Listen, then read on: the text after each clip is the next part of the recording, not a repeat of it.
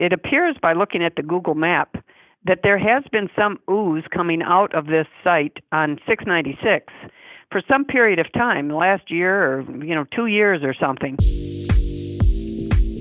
That's the voice of Candice Miller, the Macomb County Public Works Commissioner.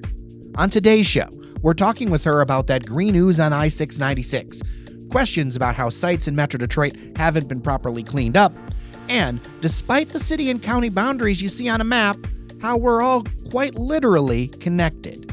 Welcome to your Daily Detroit for Thursday, January 9th, 2019. I'm Jer Stays. So let me set the table for you on Candice Miller in case you don't know who she is. Before this role, the St. Clair Shores native had a long history of elected service. The Republican has been Michigan Secretary of State, Macomb County Treasurer, Harrison Township Supervisor, and a member of the United States House of Representatives. And then, after this conversation, we'll update you on a couple things to know around town. But first, thanks to our generous members at patreon.com/dailydetroit who help make this show possible for everyone else. All right, joining me on the line is Candice Miller. Welcome to Daily Detroit. Hey, thanks so much for having me. Really appreciate your time. So there's a few topics I want to touch on today. I think first, I would be remiss if we didn't talk about that green ooze, the hexavalent chromium, all of that in Madison Heights. Although that's not technically, I don't think, in Macomb County per se, it's right near the county border. And I mean, all of our systems are connected in so many various ways. What's the impact you're seeing of that? And what are your concerns around that? Well, in this particular instance, as you point out, it's really not in Macomb County, and of course I'm the Macomb County Public Works Commissioner. It's in Oakland County, but it is literally right at our border with Madison Heights and backing right up to, contiguous boundaries there with Warren. And the storm drain from Madison Heights flow along 696 there where this green ooze is coming out is flowing in two different directions, both right into Macomb County. One storm drain goes right down 696, 11 Mile, and discharges into Lake St. Clair by St. Clair Shores City Hall there. The other part of the storm drain sort of takes a veer to the south, if you will, around Mound, and goes into something known as the Bear Creek, which starts in Oakland County, goes through Macomb, runs down in the Clinton River, and again out into Lake St. Clair. And you see in both of these cases, I mentioned Lake St. Clair, and so that has been my overriding concern, that any of this chromium-6 would have migrated off-site into the storm drains and ultimately out into what is really the freshwater drinking supply for 4 million people. Now, I don't think there's any danger right now. I mean, I think everybody is feeling pretty certain that there's no problem with our drinking water supply. But still, it's a bad situation. It has our total attention, and you have a contaminated, hazardous material contaminated site that needs to be cleaned up, and we need to stop any further migration of this chromium-6, which is a very nasty element from traveling. Well, I kind of have two concerns and kind of questions around this, and maybe you can help me a little bit, is that, number one, there was already supposedly a cleanup. The research that I did, there's about $2 million supposedly spent by the EPA, some other work with the state to kind of contain this, and yet we still have this. It seems to me that if money was spent to be cleaned up, I feel like this kind of thing should be handled. And then secondarily, I worry that if this wasn't near a freeway, how long would this have been going into the ground? And is this happening in other parts of the region? Because, we have such a history with the automotive industry, and some of that history involves a lot of chemicals that we now know are not great for us. Yeah, absolutely right. You're spot on with that. And in this case, and first of all, as you mentioned, there are a number of Superfund sites around the state of Michigan. So we're a state that needs Superfund dollars to clean up various problems. And, it's not particularly unknown for the older industrial states. I mean, whether you're in New York or Pennsylvania or New Jersey or what have you, there's these Superfund sites by industrial areas. Now, in this particular instance, in the Madison Heights instance, it appears by looking at the Google map that there has been some ooze coming out of this site on 696 for some period of time, last year or 2 years or something. And as you mentioned, this was a Superfund cleanup site. $1.5 million to $2 million was spent through the EPA, the Environmental Protection Agency, to clean up this site.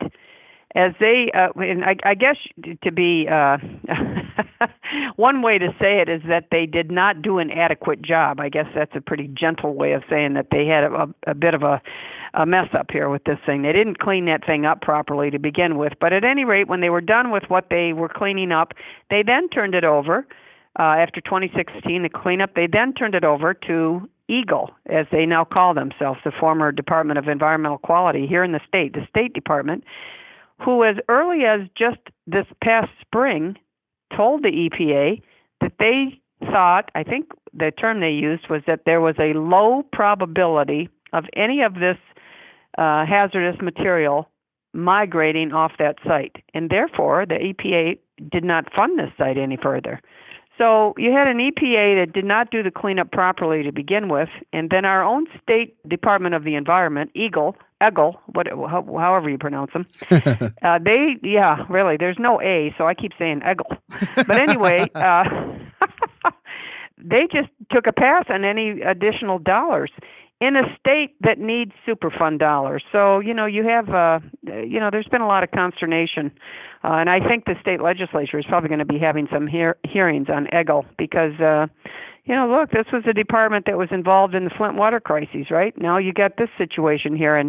And the last crisis happened under the former administration, the Snyder administration, and now this is happening under the Whitmer administration. So there's it's not about finger pointing. You have in my opinion, and I have said this respectfully, I would ask the governor to take a deep dive into the culture of this department because it needs a culture change.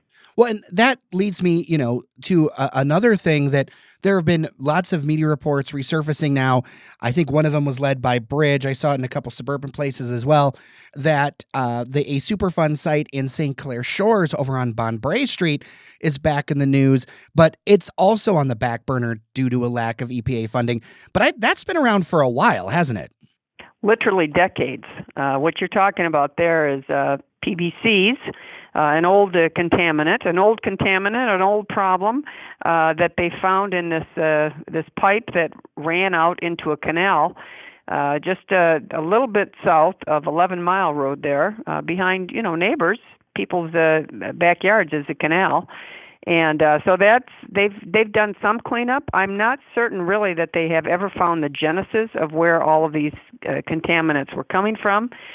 Unfortunately, that's not a surprising situation. But, as far as not being able to figure out where it came from originally. But again, this is a cleanup that needs to happen, and it's been on the back burner for several decades. So, look, we're all aware that there's never enough dollars for everything that you need to clean up these various sites. But I'm not sure how they prioritize which sites they're looking at, but to actually have one site like this that your people are running into at 696, back to the green ooze for a moment, to actually have some Superfund dollars spent on it and then have the state agency responsible for the next phase of it to say, oh, well, don't worry about it.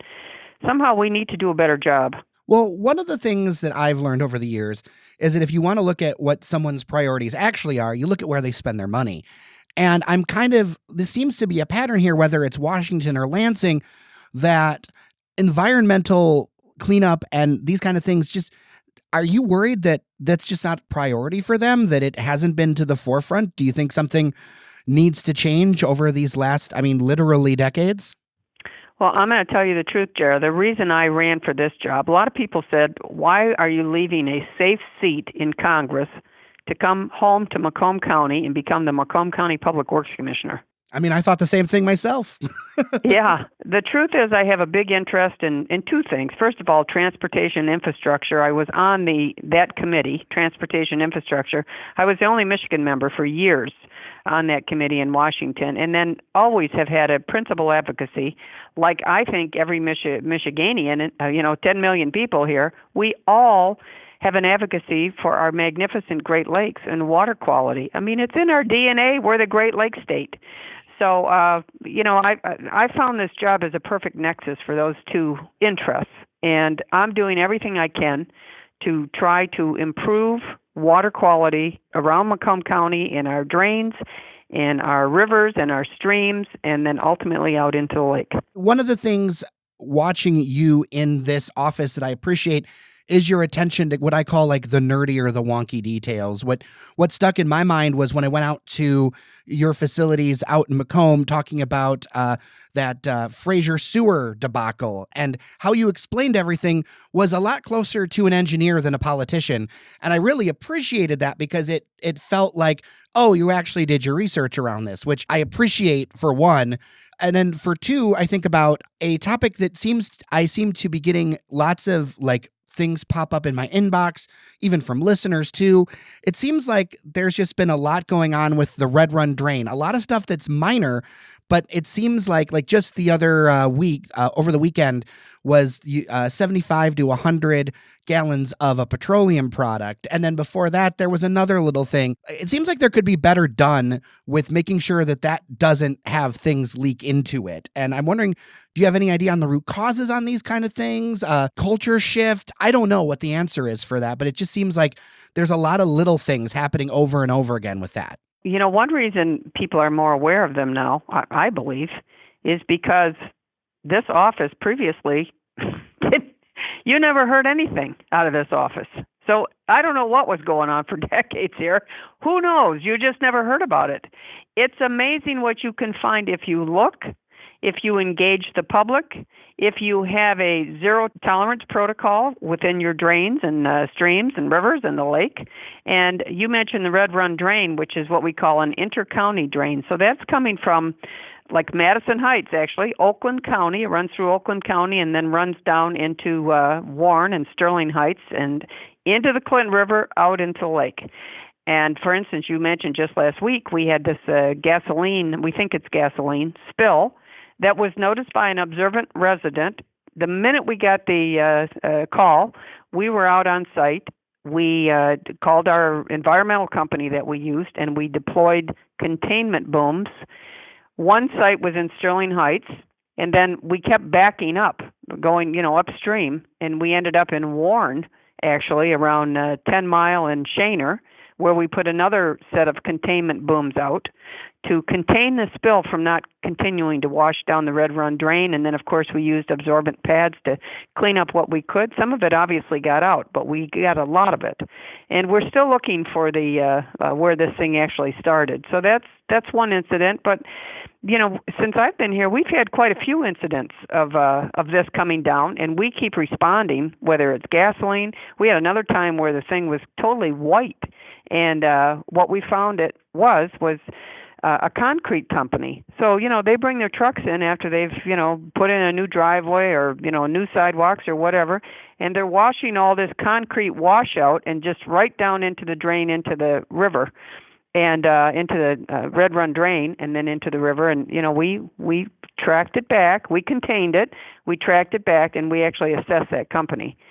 And in a case like that, a lot of this is education. So, for instance, we put together a flyer on how to properly dispose of your concrete wash, which these companies should know anyway. But regardless, we sent it out to every municipality in Macomb County and said, every permit you give, whether the guy's just putting in one flag a sidewalk, give them this and keep your eyes open, and we're working with you. Because, yes, they've done it for decades, but guess what? They're not doing it anymore.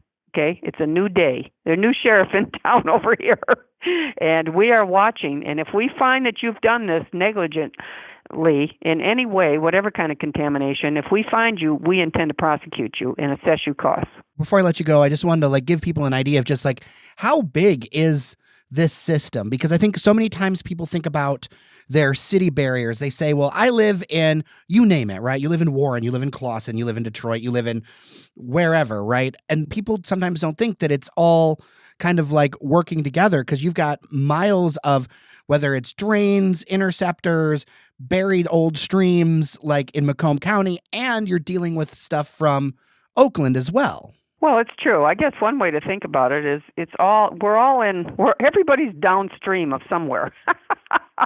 So, everybody's downstream, and whether that's, Genesee County dumping into Oakland County, Oakland dumping into Macomb, it's all finally going to go out into the lake. And so in Macomb County, for instance, we have 475 drains. So there's a lot here, and we've been inspecting them. We have a very comprehensive drainage maintenance program now and a drain inspection program. I'll just give you one quick example. We found, as we were inspecting this Bear Creek drain, which starts in Oakland and comes into Macomb, by 696 and Mound, we are currently, as we speak, cleaning up, finishing up about over $1 million cleanup of one of the busiest gas stations in the state, which had some oil spill or a leak from I don't know when, a long time ago, because it's very old product. It's diesel, actually, and it's degrading, so it's old.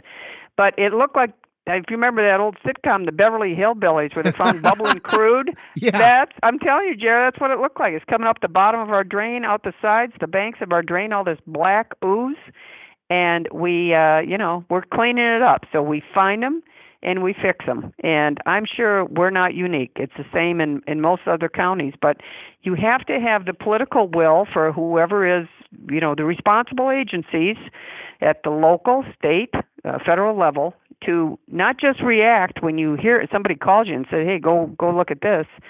Get out there, be proactive, and that's really what we're trying to do here. And I would just say, listen, if anybody's listening from Macomb, you can go onto our website and find our notification phone number if you see anything. But it's 877-679-4337. So if they want to go onto the Public Works website, though, our number's right there. It's 24/7, and we respond. Well, Candice Miller, I very much appreciate your time. I'll be sure to have a link to all of that in the show notes. Thank you for spending some time with us on Daily Detroit. Thanks so much, and Happy New Year. In news related to the Green Ooze, there are 2 properties owned by Electro Plating owner Gary Sayers being looked at by government officials. First, in the Thumb.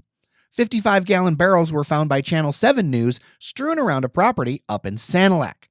According to a press release by the state agency EGLE, initial reports indicate no hazardous materials on site, nor visual evidence of a dump that would have resulted in discolored soil or dead vegetation.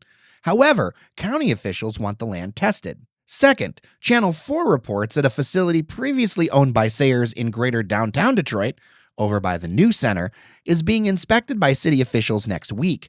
It appears to be empty at the current time. Related to the Detroit site, a follow-up report on WXYZ says that Sayers hired a mom and her 13-year-old son to remove hazardous waste in 2005. I'll put a link to that in the show notes. Sayers is now in prison after pleading guilty to storing hazardous waste without a permit. The city of Detroit is, again, extending and expanding a program to help Detroit homeowners stay in the city and not lose their places. The city says they'll now offer 25% exemptions on residential property taxes starting this year for people who own and live in their homes and qualify by income. The 25% property tax exemption is an additional option to the 50% and 100% property tax exemptions already offered to income-qualifying Detroit homeowners. The idea is to increase the number of Detroiters eligible for financial support who otherwise wouldn't qualify for the Homeowners Property Tax Assistance Program. The city says the program has helped more than 7,600 Detroit homeowners. Applications are now being accepted, and we'll put a link in the show notes. And finally, we have an update on the possibility of a regular commuter bus from Detroit to Ann Arbor. The Regional Transit Authority and Ann Arbor's The Ride plan to launch it on a pilot basis this year. The idea, as it stands right now, would be a $12 fare to connect Grand Circus Park in downtown Detroit and 4th Street in Ann Arbor, with just a few stops in between. The buses will have a bunch of amenities like Wi-Fi, restrooms, USB charging ports, and room for bicycles. Right now, 32 hourly trips are planned Monday through Friday, and 8 trips are planned over the weekends. The plans for this may be adjusted after a set of community feedback sessions.